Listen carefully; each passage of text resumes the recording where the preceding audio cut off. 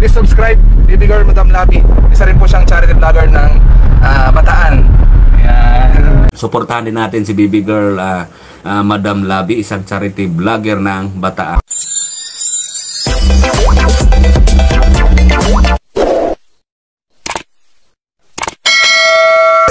Isang mapagpalang araw po sa ating lahat, mga kalabi.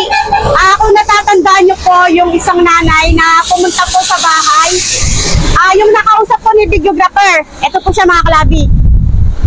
Siya po ay humihingi ng tulong para po sa pambili ng gamot ng kanyang anak. At ngayon po, mga kalabi, ayan, kahit malakas yung hangin, umuulan, pupuntahan po natin si nanay sa kanilang bahay. Tara po, mga kalabi, samahan niyo po kami. Lakas ang hangin, mga kalabi.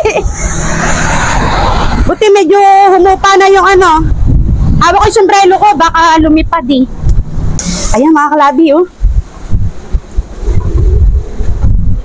Ups. Sana abutan natin dito si nanay, mga kalabi. Hello po, magandang araw, Nay. Magandang araw po. Ayan, mga kalabi, nandito na tayo kay Nanay. Ano pong pangalan niyo, Nay? Nora po. Ay, Nanay Nora po.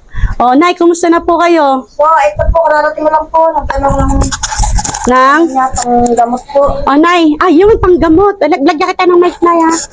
Saan po kayo galing? Nag-ikot kayo? Hindi po, punta pa ako sa kapatid ko. Nangungutang po ako ng pambiling gamot niya. Ala rin po kasi nagbaha. Ay, wala rin po. Opo. Nasaan po yung anak niya, Nay? Kumusta na po Dito yung po. paa niya? Ayan, mga kalabi, po, pasok po titingnan kayo. natin yung paa ng anak niya. Tara, tuloy daw tayo. Ay, nakabota ako, Nay. Hindi, okay lang po. Ay, ayun po, mga kalabi. Oh, Sus, ang sakit. Ayan, Nakikita mo yung sakit sa mukha niya talaga, oh. Iubarin ko muna yung bota ko, nakakahiya. Sige po, okay lang po. Ay, hindi po. Yeah. Aray, sakit. Ayan, mga kalabi. Yung paa niya. Ibig sabihin na, nakainom na po ba siya ng gamot niya? Opo, pinainom ko po kanina. Ayun. Yung pagdating ko po, pinainom ko na siya. Mabuti naman, no. Di ba nag-ikot-ikot kayo noon nung pumunta kayo Opo. sa amin? Kahit paano po ba nakapaglipon kayo ng pambiling gamot? Kumita naman po ng 300 lang po kasi naintindihan ko naman din po yung tao. Ala po talaga eh. Mahirap naman po, siyempre, ikaw lang nanlilimos eh. Kaya yung 300 na yon, yun po yung ko ng ibinili nyo muna ng gamot. Opo, ito po. Nabili nyo lahat? Hindi po eh. Hindi rin, no? Ay, bali, Nay, anong nangyari po dito sa paa ng anak nyo? At napanood ko yung video nyo ni videographer. Sabi nyo, naoperahan na yan. Ngayon, puputulin. Ngayon, daw po, di ko hindi kayo pinapuputol. pumayag, kaya inilabas nyo po.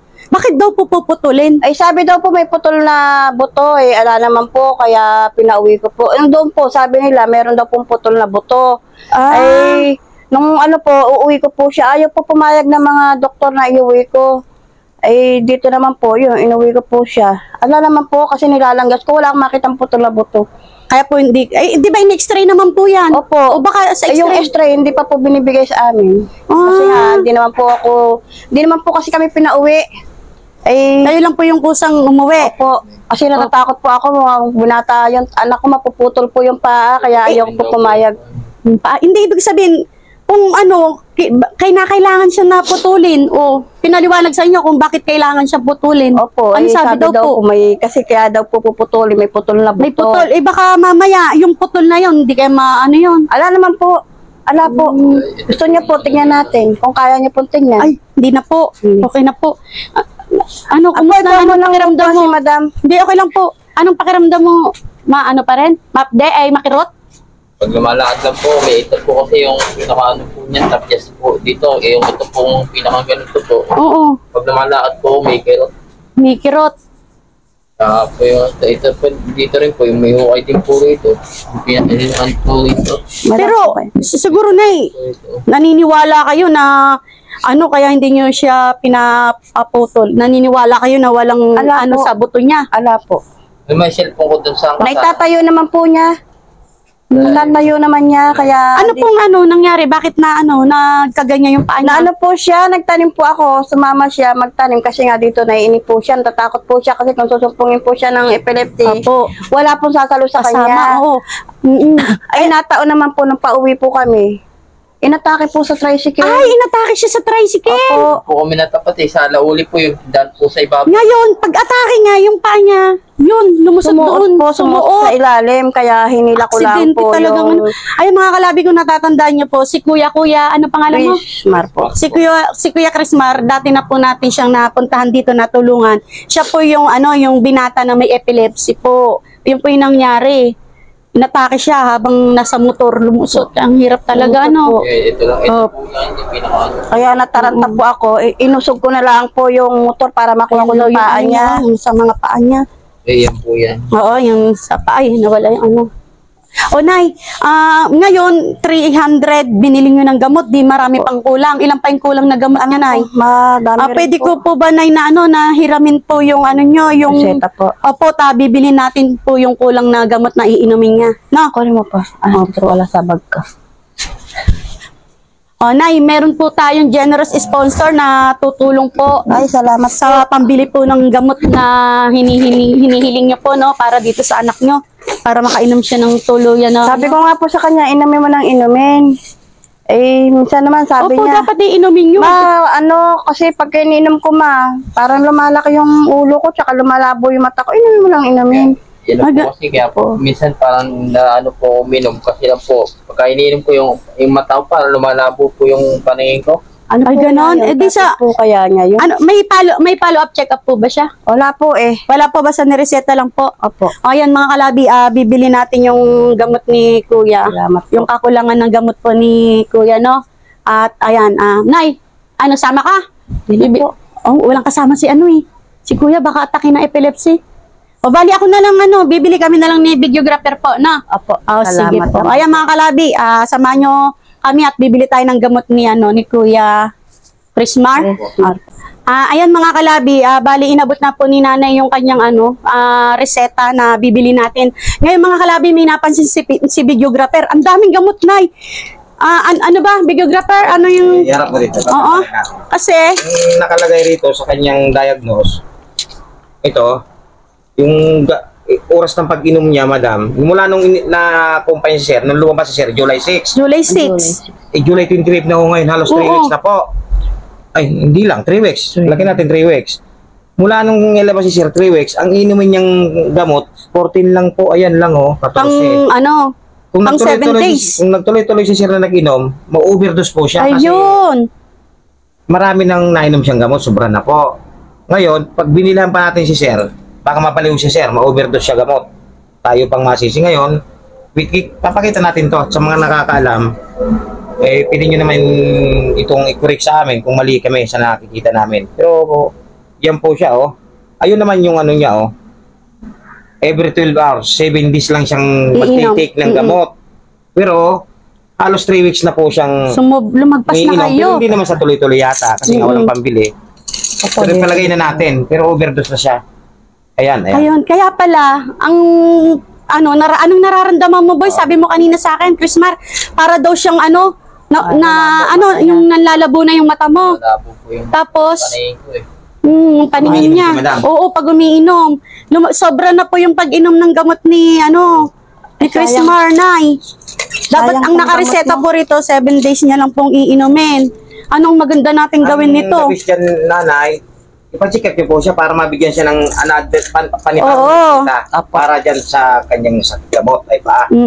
Natapos niya na, di ba, Kasi yung po niresita po sa inyo, halos na-solve na niya na po, tapos na po eh. Opo. Sobra-sobra pa. Sobra-sobra pa. Kaya, Kaya- sabi ni sir, nahihilo siya, lumalabong mata niya kasi nga, overdose na siya sa gamot. Po, Kaya sabi ko nga sa kanya kanina, kung out mo na to. Pero nakainom na siya kahapon. Sabi ko, out mo na yan. Kasi sabi niya, ma, naglalabo na mata ko. Ay, paano Sabi nga, ko, lumalagpas i-out mo na. kaya to.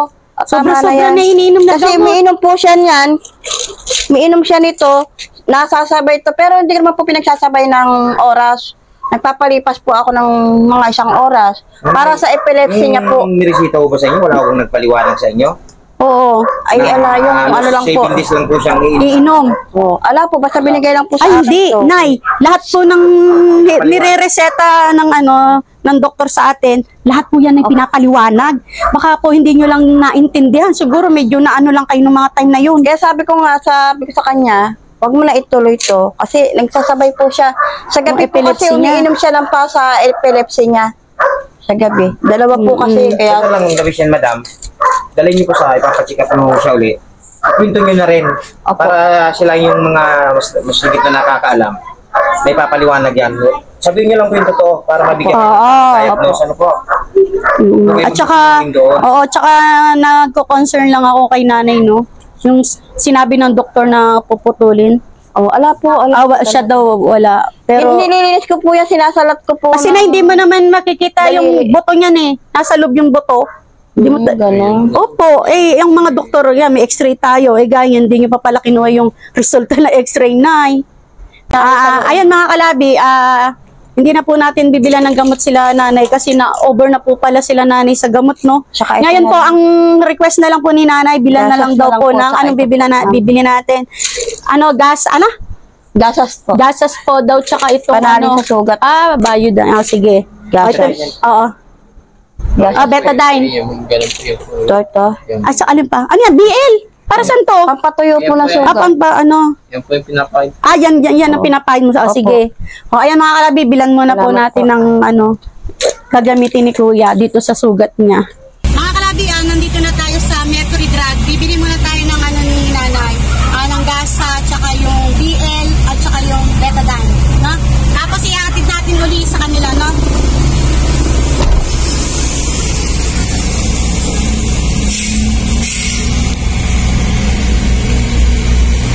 Yan mga kalabi, nandito na tayo kala nanay. Tara po, pasensya na yan, buhok ko no.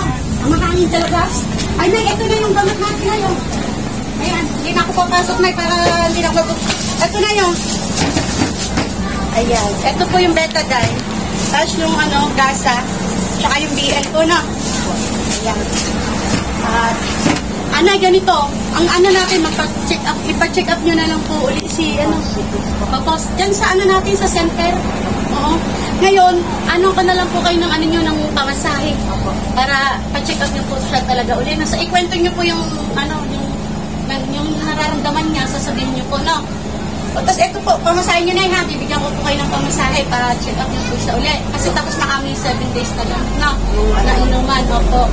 Tapos idalhin nyo rin yung mga reseta niya, ngayon papakita nyo po doon. No, dito sa center natin, O tapos po na, pag kung may i-reseta po na gamot, nyo lang ako, punta nyo lang ulit ako sa bahay na. Sige. Ganun na lang po, Nay, ha? Kailan nyo po ipapacheck up po? O bukas na bukas din po, no? Para maano nyo ng panibagong gamot, no? Kung ano nyo po nararapat na gamot sa kanya po. Opo. No? Sige, ganun na lang, Nay. Apa, papaalam na kami. Oo, ha? Okay. O, ayan mga